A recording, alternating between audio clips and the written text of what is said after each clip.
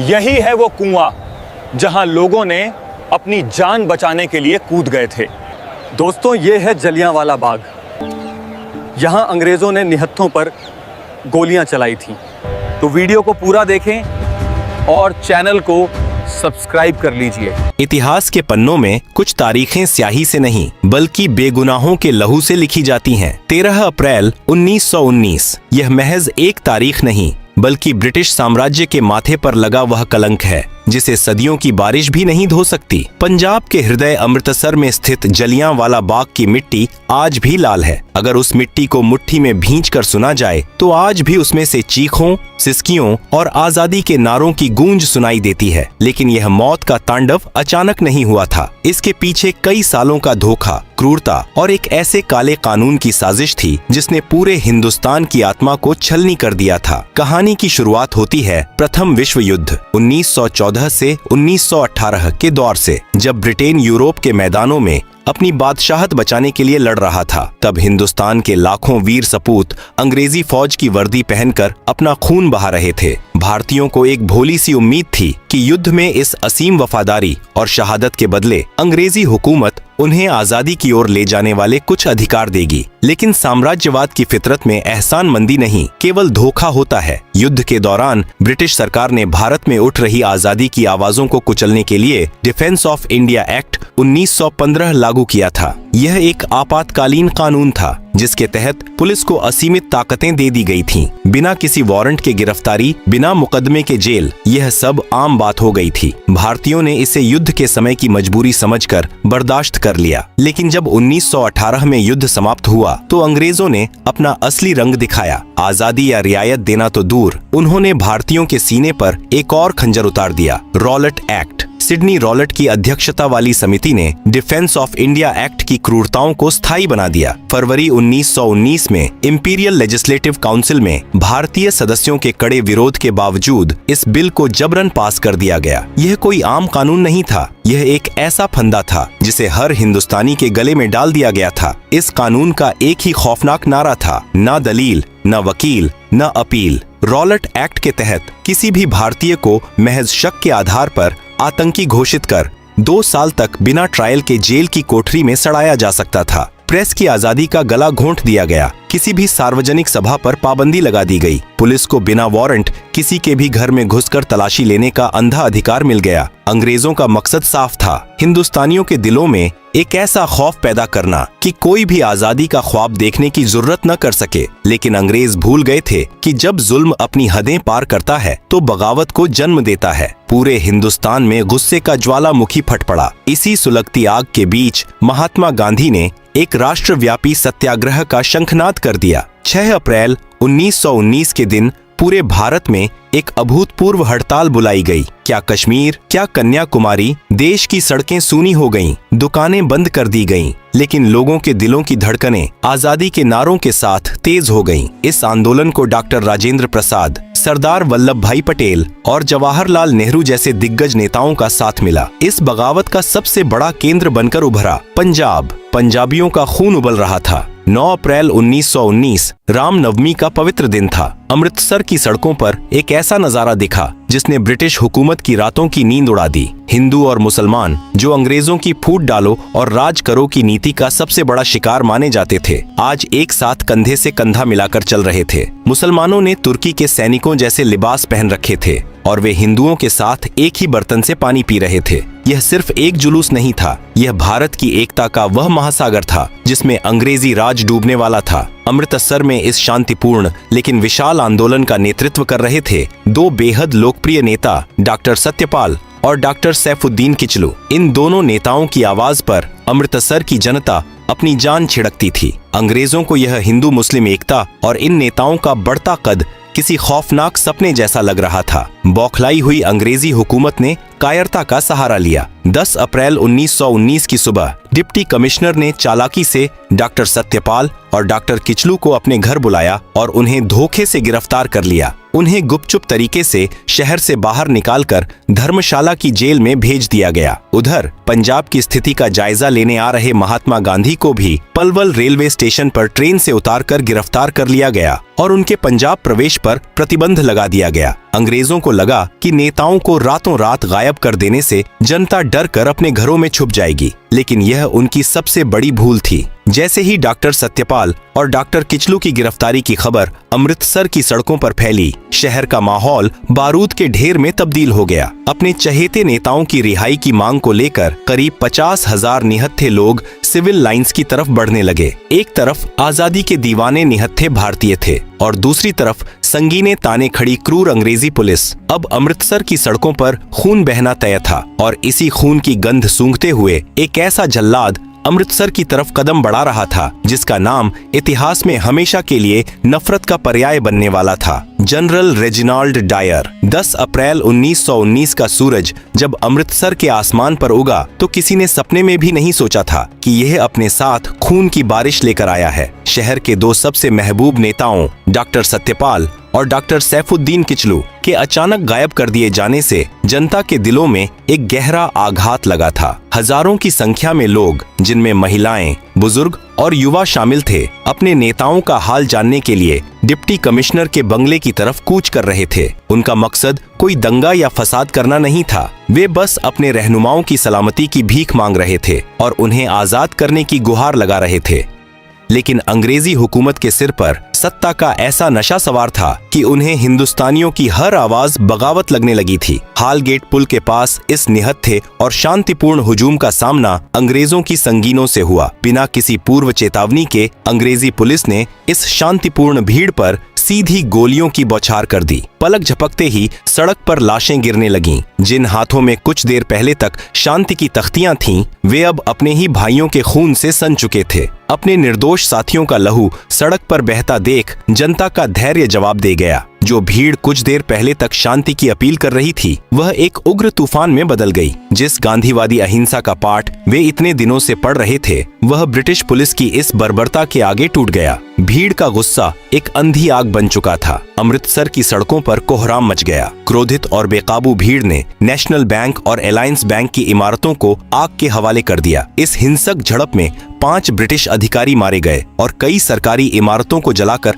खाक कर दिया गया। लेकिन इसी दिन एक ऐसी घटना घटी जिसने अंग्रेजों के भीतर बदले की सबसे भयानक और अमानवीय आग को जन्म दिया। यह थी मार्सेला शेरवुड की घटना। मार्सेला शेरवुड नाम की एक अंग्रेज मिशनरी महिला साइकिल से एक संकरी गली से गुजर रही थी। तभी बेकाबू भीड़ ने उस पर हमला कर दिया और उसे बुरी तरह पीटा। हालांकि कुछ स्थानीय भारतीयों ने ही अपनी जान पर खेलकर उस अंग्रेज महिला को बचाया और उसे सुरक्षित स्थान पर पहुंचाया, लेकिन यह घटना ब्रिटिश हुकूमत के घमंड पर एक बहुत बड़ा प्रहार थी। गोरे अंग्रेजों के लिए यह बात असहनीय थी कि उनके पवित्र रंग पर किसी गुलाम हिंदुस्तानी ने हाथ उठाने की जुर्रत कैसे की। इसी सुलगते हुए माहौल के बीच 11 अप्रैल को जालंधर से एक खूंखार ब्रिटिश सैन्य अधिकारी को अमृतसर का नियंत्रण सौंपने के लिए बुलाया गया। यह था brigadier general Reginald Dyer. Dyer कोई आम फौजी नहीं था। वह साम्राज्यवाद के गुरूर, नस्लभेदी मानसिकता और हिंदुस्तानियों के प्रति बेइंतहा नफरत से भरा हुआ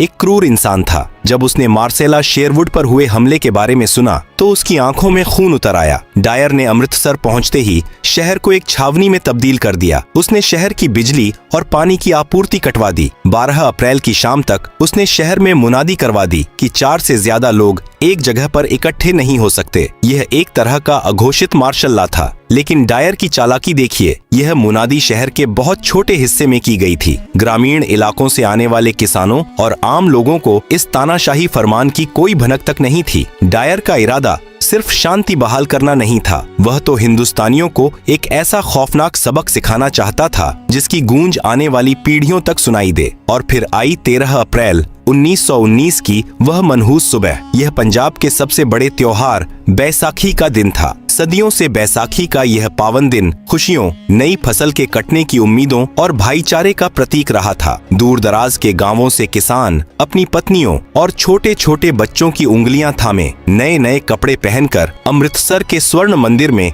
मत्था टेकने आ रहे थे। पूरे शहर में एक तरफ त्योहार की रौनक और उल्लास था तो दूसरी तरफ अंग्रेजी बंदूकों का खामोश और खूंखार पहरा। स्वर्ण मंदिर के ठीक बगल में एक 6.5 एकड़ का मैदान था, जलियांवाला बाग। यह कोई खूबसूरत बगीचा नहीं था, बल्कि चारों तरफ से ऊंचे ऊंचे मकानों और पक्की दीवारों से घिरा हुआ एक मैदान था। इसके अंदर जाने और बाहर निकलने के लिए बस एक ही बहुत संकरा सा रास्ता था। जो गांव वाले मीलों का सफर तय करके अमृतसर आए थे, वे स्वर्ण मंदिर में दर्शन करने के बाद सुस्ताने के लिए इस जलियांवाला बाग में आकर बैठने लगे। कोई पेड़ की छांव में अपने बच्चों को रोटियां खिला रहा था, कोई कुएं के पास बैठकर अपनी थकान मिटा रहा था, तो कोई मेले के खिलौने खरीद रहा था। उसी दिन शाम के वक्त रॉलेट एक्ट के काले कानून और अपने नेताओं की गिरफ्तारी के विरोध में शहर के कुछ स्थानीय नेताओं ने उसी जलियांवाला बाग में एक शांतिपूर्ण सभा का आयोजन किया था। धीरे धीरे वहां लोगों की भीड़ बढ़ने लगी। क्या हिंदू, क्या मुस्लिम, क्या सिख, सभी धर्मों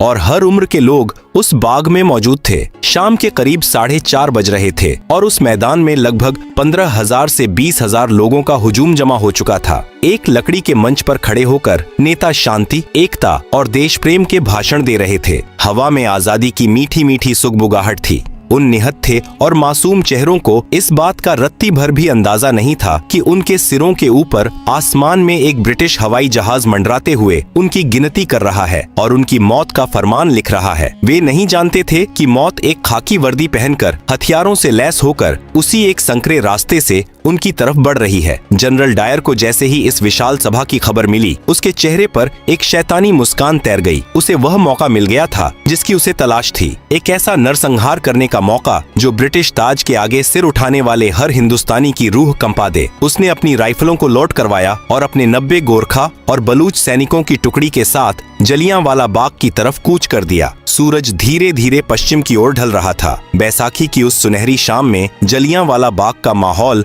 एक मेले जैसा था। लकड़ी के एक छोटे से मंच पर खड़े होकर एक स्थानीय नेता लोगों को आजादी, सत्य और अहिंसा का महत्व समझा रहा था। हजारों की उस भीड़ में कोई अपने बच्चे को कंधे पर बिठाकर भाषण सुन रहा था, कोई जमीन पर बैठा था, तो कुछ दूर दराज से आए थके हारे किसान पेड़ों की छांव में सुस्ता रहे थे। उस निर्दोष और निहत्थी भीड़ को इस बात का रत्ती भर भी इल्म नहीं था कि बाग के उस एकमात्र संकरे प्रवेश द्वार से मौत ने अपने कदम अंदर रख दिए हैं। शाम के करीब 5:15 बज रहे थे। जनरल रेजिनाल्ड डायर अपनी 90 सैनिकों की एक टुकड़ी, जिसमें गोरखा और बलूच रेजिमेंट के जवान शामिल थे, के साथ वहां पहुंच चुका था। बाग की तरफ जाने वाली गली इतनी तंग थी कि उसकी मशीन गन से लैस 2 बख्तरबंद गाड़ियां अंदर प्रवेश नहीं कर सकीं। डायर ने उन्हें बाहर ही छोड़ दिया और अपने सैनिकों को लेकर अंदर दाखिल हो गया। बाग में प्रवेश करते ही उसने सबसे पहला और सबसे खौफनाक काम यह किया कि उस एकमात्र निकास द्वार को अपने सैनिकों से पूरी तरह ब्लैक करवा दिया। अब वह 6.5 एकड़ का मैदान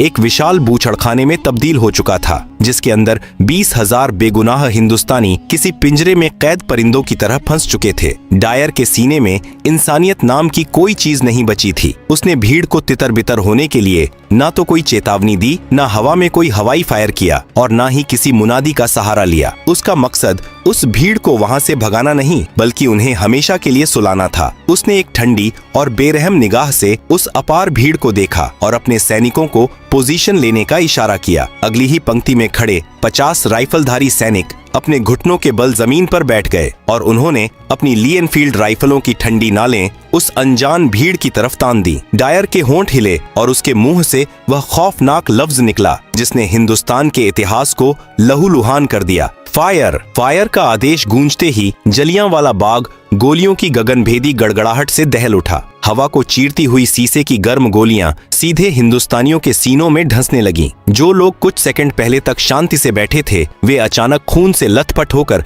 जमीन पर गिरने लगे। कुछ ही पलों में उस बाग में एक ऐसा हाहाकार मच गया जिसकी कल्पना नरक में भी नहीं की जा सकती। लोग अपनी जान बचाने के लिए पागलों की तरह इधर उधर भागने लगे, लेकिन निकास द्वार पर तो खुद मौत बंदूक ताने खड़ी थी। डायर एक पत्थर की मूरत की तरह खड़ा यह खूनी खेल देख रहा था। यह सिर्फ एक अंधाधुंध गोलीबारी नहीं थी, बल्कि एक सोची समझी दरिंदगी थी। डायर जानबूझकर अपने सैनिकों को निर्देश दे रहा था कि गोलियां उस तरफ चलाई जाएं जहां भीड़ सबसे ज्यादा घनी है। जो लोग अपनी जान बचाने के लिए बाग की 10 फीट ऊंची पक्की दीवारों पर चढ़ने की कोशिश कर रहे थे, डायर के सैनिक उन्हें चुन चुनकर अपना निशाना बना रहे थे। दीवार फांदने की कोशिश करते युवा गोलियों का शिकार होकर धड़ाम से जमीन पर गिर रहे थे। किसी के सिर के चीथड़े उड़ गए, किसी की आंतें बाहर आ गईं, तो किसी का मासूम बच्चा उसकी गोद में ही छलनी हो गया। बैसाखी के उजले कपड़े अब गहरे लाल रंग में रंग चुके थे। जब बंदूकों की बौछार से बचने का कोई रास्ता नहीं दिखा तो बाग में मौजूद सैकड़ों लोगों ने बीचों बीच बने उस इकलौते कुएं की तरफ दौड़ लगा दी। लोगों को लगा कि शायद इस कुएं के अंदर छुपकर वे गोलियों की इस अंधी बारिश से बच जाएंगे। जान बचाने की उस खौफनाक जद्दोजहद में पुरुष, महिलाएं और बच्चे सब एक के ऊपर एक उस गहरे कुएं में छलांग लगाने लगे, लेकिन वह कुआं भी मौत का कुआं बन गया। देखते ही देखते वह कुआं इंसानी लाशों और तड़पते जिंदों से ऊपर तक भर गया। दम घुटने और कुचले जाने से वहां एक अलग ही दर्दनाक मौत ने अपना तांडव किया। बाद में जब उस कुएं से लाशें निकाली गईं, तो उसमें से 120 बेजान शरीर बाहर आए थे। पूरे 10 मिनट इतिहास के पन्नों में दर्ज ये वो 10 मिनट थे जब समय भी अपनी आंखें बंद करके खून के आंसू रो रहा था। उन 10 मिनटों में डायर के सैनिकों ने बिना रुके 1650 राउंड गोलियां दागीं। यह अंधी फायरिंग तब जाकर रुकी जब सैनिकों की गोलियां लगभग खत्म होने को आ गईं। फायरिंग थमने के बाद का नजारा और भी ज्यादा भयानक था। बाग की जमीन पूरी तरह से खून के दलदल में बदल चुकी थी। हवा में बारूद की गंध और खून की महक घुल गई थी। आधिकारिक आंकड़ों ने भले ही झूठ बोला हो, लेकिन उस दिन 1000 से ज्यादा लोग अपनी जान गंवा चुके थे और 2000 से ज्यादा लोग बुरी तरह घायल होकर उस मैदान में तड़प रहे थे। जनरल डायर उसी बर्फीली खामोशी और गुरूर के साथ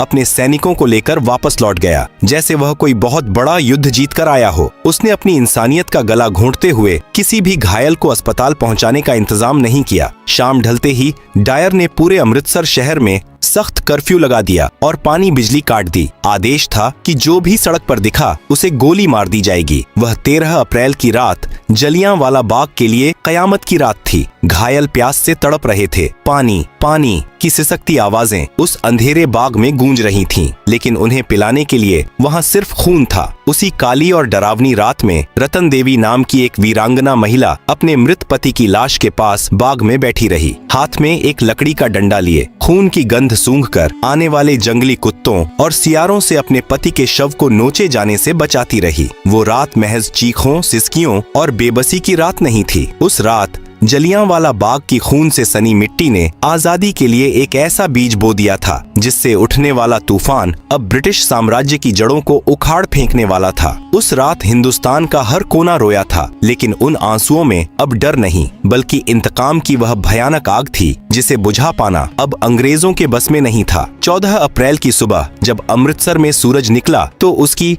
किरणें भी बाग में बिखरी लाशों को देखकर सहम गई होंगी, लेकिन अंग्रेजों ने अपनी बर्बरता यही नहीं रोकी। इस नरसंहार के तुरंत बाद पूरे पंजाब में मार्शल लॉ लागू कर दिया गया। हिंदुस्तानियों को सड़कों पर पेट के बल रेंगने के लिए मजबूर किया गया। सरेआम कोड़े मारे गए और अमानवीय यातनाएं दी गईं। पंजाब को एक खौफनाक खुली जेल में तब्दील कर दिया गया था। जब इस भीषण नरसंहार की खबर देश और दुनिया में फैली तो ब्रिटिश सरकार ने दुनिया की आंखों में धूल झोंकने के लिए डिसऑर्डर्स इंक्वायरी कमेटी यानी हंटर कमीशन का गठन किया। यह न्याय का नहीं बल्कि बेशर्मी का एक ऐसा नाटक था जिसने जले पर नमक छिड़कने का काम किया। कमीशन के सामने जब जनरल डायर पेश हुआ तो उसके चेहरे पर रत्ती भर भी पछतावा नहीं था। उसने बड़ी बेबाकी और गुरूर से कहा कि वह चाहता तो भीड़ को बिना गोली चलाए भी हटा सकता था, लेकिन वह हिंदुस्तानियों को एक सबक सिखाना चाहता था। इतने बड़े अमानवीय जुर्म के बावजूद अंग्रेजों ने डायर को कोई कड़ी सजा नहीं दी, बस उसे उसके सैन्य पद से हटाकर वापस इंग्लैंड भेज दिया गया। इंग्लैंड पहुंचने पर इस हत्यारे का स्वागत किसी अपराधी की तरह नहीं बल्कि एक हीरो की तरह किया गया। ब्रिटिश हाउस ऑफ लॉर्ड्स ने उसे पंजाब का रक्षक बताकर उसकी तारीफों के पुल बांधे। ब्रिटिश अखबारों और उसके समर्थकों ने चंदा इकट्ठा करके उसे 26,000 पाउंड की भारी भरकम रकम और स्वॉर्ड ऑफ ऑनर भेंट की। अंग्रेजों की इस नीचता ने हर हिंदुस्तानी के सीने में सुलग रही आग को भड़काकर ज्वालामुखी बना दिया। इस घोर अन्याय से आहत होकर नोबेल पुरस्कार विजेता गुरुदेव रवींद्रनाथ टैगोर ने ब्रिटिश सरकार द्वारा दी गई अपनी नाइटहुड की उपाधि ठुकरा दी। उन्होंने वायसराय को लिखे एक कड़े पत्र में कहा कि अब समय आ गया है जब सम्मान के ये तमगे हमारे अपमान के संदर्भ में हमारी शर्म को और बढ़ा देते हैं। उधर महात्मा गांधी ने भी अंग्रेजों से मिले कैसर ए हिंद पदक को वापस लौटा दिया। अब आजादी की लड़ाई केवल अधिकारों की मांग नहीं रह गई थी, यह अब आर पार की जंग बन चुकी थी। जलियांवाला बाग की इस खून से सनी मिट्टी ने भारत को ऐसे दो वीर सपूत दिए जिनकी गूंज से ब्रिटिश साम्राज्य की जड़ें हमेशा के लिए हिलने वाली थीं। जब इस नरसंहार की खबर लाहौर के पास स्थित एक स्कूल में पहुंची तो वहां पढ़ने वाला एक 12 साल का लड़का स्कूल छोड़कर सीधा अमृतसर की तरफ भाग खड़ा हुआ। वह बच्चा कोई और नहीं बल्कि भविष्य के शहीद-ए-आज़म भगत सिंह थे। उस छोटे से बच्चे ने जलियांवाला बाग पहुंचकर वहां की लाल मिट्टी को अपने मासूम हाथों में उठाया, उसे एक कांच की शीशी में भरा और कसम खाई कि वह अपने देश को इन जालिमों के चंगुल से आजाद कराकर ही दम लेगा। वह शीशी भगत सिंह के लिए किसी भगवान की मूरत से कम नहीं थी, जिसने उन्हें आगे चलकर हंसते हंसते फांसी का फंदा चूमने की प्रेरणा दी। लेकिन इस कहानी का सबसे खौफनाक और संतोषजनक अध्याय अभी बाकी था। जनरल डायर ने तो गोलियां चलवाई थीं, लेकिन इस पूरे नरसंहार का असली मास्टरमाइंड और पंजाब का तत्कालीन लेफ्टिनेंट गवर्नर माइकल ओडायर था। उसी ने डायर के हर क्रूर कदम को सही ठहराया था। ओडायर रिटायर होकर इंग्लैंड में एक आरामदायक जिंदगी जी रहा था। जनरल डायर तो 1927 में ही लकवा मारने और ब्रेन हेमरेज से तड़प तड़प कर मर चुका था, लेकिन ओडायर का हिसाब अभी बाकी था। जलियांवाला बाग के उस खूनी मंजर का एक चश्मदीद गवाह था, जिसके सीने में बदले की आग 21 सालों तक धधकती रही। सरदार ऊधम सिंह। ऊधम सिंह ने अपने देश के बेगुनाहों का खून अपनी आंखों से बहते देखा था। उन्होंने ठान लिया था कि वे इस नरसंहार के मुख्य दोषी को उसी के घर में घुसकर मारेंगे। 2 दशकों तक अपना नाम और भेष बदलते हुए, कई देशों की खाक छानते हुए वह आजादी का दीवाना आखिरकार लंदन पहुंच ही गया। 13 मार्च 1940 का दिन, लंदन का कैक्सटन हॉल। माइकल ओडायर वहां एक सभा में भाषण दे रहा था। सरदार ऊधम सिंह एक मोटी किताब के अंदर पन्नों को रिवॉल्वर के आकार में काटकर उसमें अपनी बंदूक छिपाकर उस हाल में दाखिल हो चुके थे। जैसे ही सभा खत्म हुई और ओडायर अपनी कुर्सी से उठा, ऊधम सिंह ने अपनी रिवॉल्वर निकाली और सीधा उस शैतान की तरफ तान दी। धाएं धाएं। लंदन के उस हाल में गूंजी उन गोलियों की आवाज असल में 13 अप्रैल 1919 को जलियांवाला बाग में चीखने वाले उन हजारों बेगुनाहों की आवाज थी। ओडायर वहीं जमीन पर ढेर हो गया। 21 साल लंबा इंतजार खत्म हुआ। ऊधम सिंह वहां से भागे नहीं, बल्कि सीना तानकर खड़े रहे और गर्व से अपनी गिरफ्तारी दी। उन्होंने पूरी दुनिया को यह खौफनाक पैगाम दे दिया कि हिंदुस्तानी अपने बेगुनाहों का बहा एक एक कतरा खून कभी नहीं भूलते। उन्हें 31 जुलाई 1940 को लंदन के पेंटनविले जेल में फांसी दे दी गई और वे अमर हो गए। जलियांवाला बाग का वह 6.5 एकड़ का मैदान आज भी एक मूक गवाह बनकर खड़ा है। वहां की दीवारों पर बने गोलियों के वो सुराख आज भी चीख चीख कर उस दिन की दरिंदगी की गवाही देते हैं। यह शहादत व्यर्थ नहीं गई। इसी खून ने पूरे देश को एक सूत्र में पिरोया और 1947 में उसी ब्रिटिश साम्राज्य को भारत छोड़ने पर मजबूर कर दिया, जिसका सूरज कभी अस्त नहीं होता था। जलियांवाला बाग के शहीदों की वह चिता, भगत सिंह का वह जज्बा और ऊधम सिंह का वह प्रतिशोध भारत के इतिहास का वह अमर अध्याय है, जो हर हिंदुस्तानी की रगों में हमेशा देशभक्ति का खून बनकर दौड़ता रहेगा। जय हिंद।